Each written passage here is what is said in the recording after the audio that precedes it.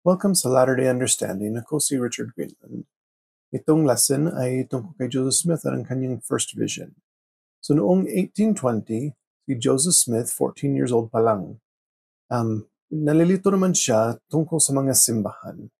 Basahin natin sa Joseph Smith history sa verse 5. Sabi doon, noong nasa ikalawang taon na pagkaraang kami ay lumipat sa Manchester, may kakaibang kaguluhan sa pagsa ng relihiyon sa lugar na aming tinitirhan.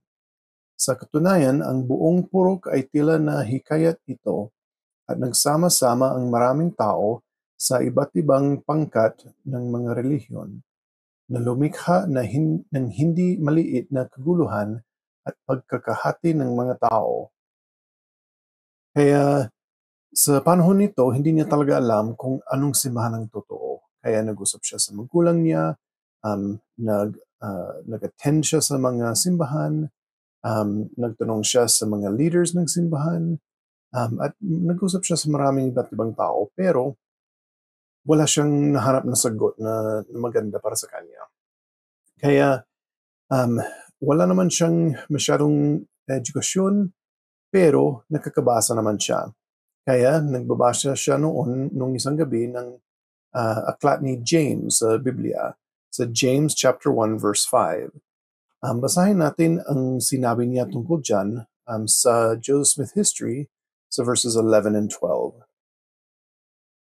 Habang ako ay naghihirap sa ilalim ng masisidhing suliranin sanhi ng pagtutunggalian ng mga pangkat na ito ng mga relihiyoso, isang araw ako ay nagbabasa ng sulat ni Santiago, unang kabanata at ikalimang talata na mababasang, ngunit kung nagkukulang ng karunungan ng sinuman sa inyo, ay humingi sa Diyos na nagbibigay ng sagana sa lahat at hindi nanunumbat, at ito'y ibibigay sa Kanya. Wala sa alinmang sipi sa banal na kasulatan ang nakapukaw ng may higit na kapangyarihan sa puso ng tao kaysa sa nagawa nito sa akin sa oras na ito. Tila pumasok ito ng may malakas na kapangyarihan sa bawat himay-himay ng aking puso. Paulit-ulit kong pinagmuni-muni ito, nalalaman na kung may tao nangangailangan ng karunungan mula sa Diyos, ako yaon. Kaya dahil sa binasa niya doon, nagpasya siya na manalangin.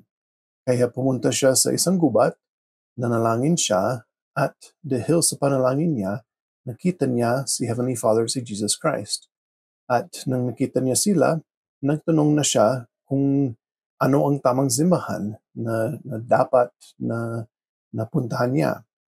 Sinabihan naman siya na walang tamang simbahan sa mundo. Ang mga iba't ibang simbahan may katotohanan, pero walang kumpleto na katotohanan. Kaya ang restoration ng simbahan ay nag-umpisa dito kay Joseph Smith at sa kanyang first vision. Kaya si Joseph, nagbigay siya sa atin ng magandang halimbawa kung paano tayo dapat manalangin para makakuha tayo ng mga sagot. So, una, ginawa niya ang research niya. Nagtanong siya sa mga tao, nagbasa siya Biblia, pumunta siya sa mga iba't ibang simbahan, sinubukan niya ang mga iba't ibang simbahan para malaman kung ano ang tinuturo nila at kung anong nararamdaman niya habang nandoon siya sa mga simbahan nila.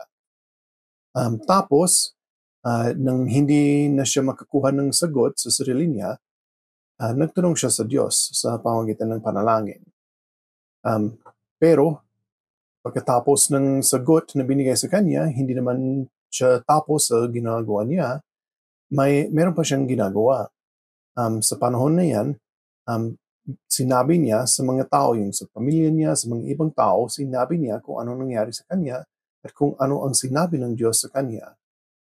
Kaya may gawa siya kasama ng panalangin at pananampalataya niya.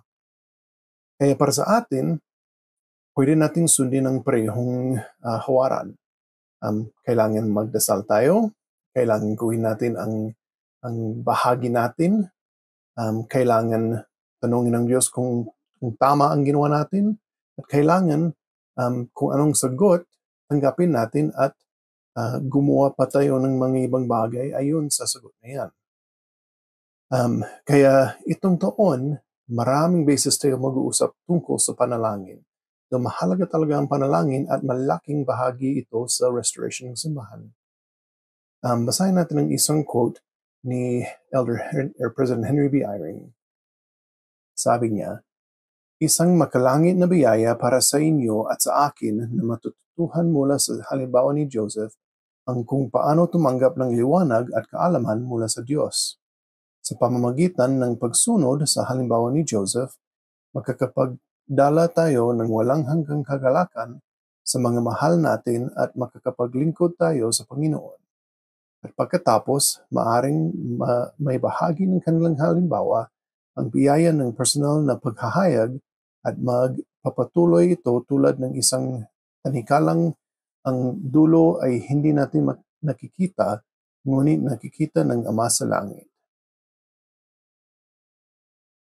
Kaya kasama dyan sa natutunan natin tungkol sa panalangin at sa quote ni President Eyring, meron akong invitation para sa ating lahat. Maglaan ng oras sa linggong ito upang pag-isipan ang iyong kasulukuyang mga gawi sa panalangin. Magpasya na magdasal ng may tunay na layunin. Ganon din, kasama doon ay ang journal prompt itong linggo.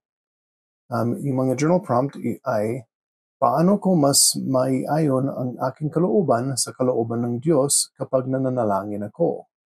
Pangalawa, ano ang natutuhan ko sa pakikinig habang ako ay nagdarasal? Kaya sana gamitin natin ang mga journal prompt na ito para tumulong sa atin na lumapit kay Jesucristo. Ganon din, sana gawin natin ang invitation.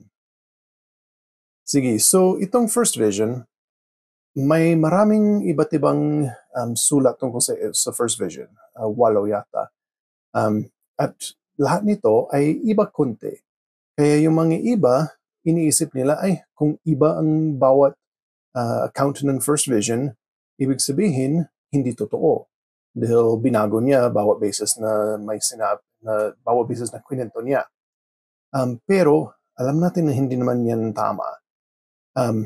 Isipin natin kung merong nangyari sa buhay natin, tapos kinikwento natin sa mga tao, hindi naman pare-pareho ang mga kwento natin kahit totoo lahat.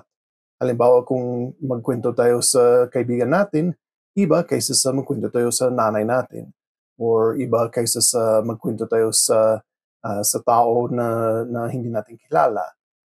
Siyempre, yung sa ibang tao o sa ibang sitwasyon, sa mga ibang bagay na nangyari sa buhay natin, siyempre, iba naman konti yung kwento. Kahit totoo naman lahat, pero yung iba, hindi lang natin sinasabi yung ibang detail, ganyan.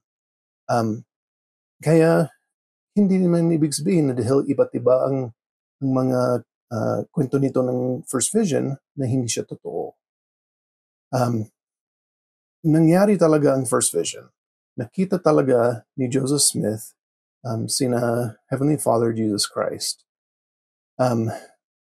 Isipin natin, kahit yung sa four Gospels, yung Matthew, Mark, Luke, and John, pareho naman sila na kwento tungkol kay Jesucristo, pero iba ang focus ng bawat isa. Kaya hindi naman pareho ang mga details na sinasabi doon. Ganun din ang first vision. Isipin natin na kung basahin natin ang first vision, kahit anong account ng first vision, ang tutulong sa atin ay ang Holy Ghost. Ang Espiritu Santo ay tutulong sa atin para malaman natin ang katotohanan.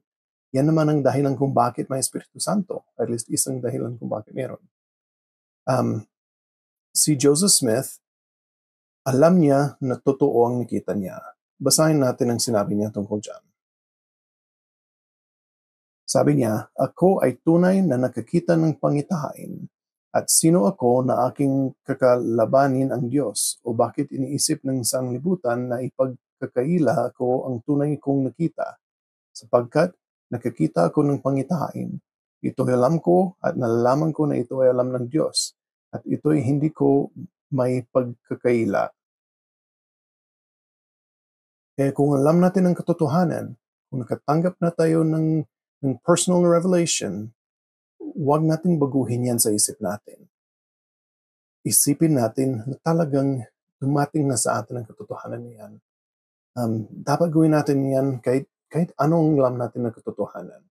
Basta sinabi ng Holy Ghost sa atin na totoo ang isang bagay, totoo na siya. Basahin natin din ang isang quote ni President Dieter F. Uchtdorf. Sabi niya, "Mahal kong mga kapatid, mahal kong mga kaibigan, mangyaring pagdudahan muna ang inyong pagdududa bago ninyo pagdudahan ang inyong pananampalataya. Hindi natin dapat hayaang pigilan tayo ng pagdududa at ilayo tayo sa dakilang pagmamahal, kapayapaan at mga natatangging kaloob na dulot ng pananampalataya sa Panginoong Hesukristo." Kaya para sa akin, alam ko na totoo ang first vision. Alam ko na totoong propeta si Joseph Smith.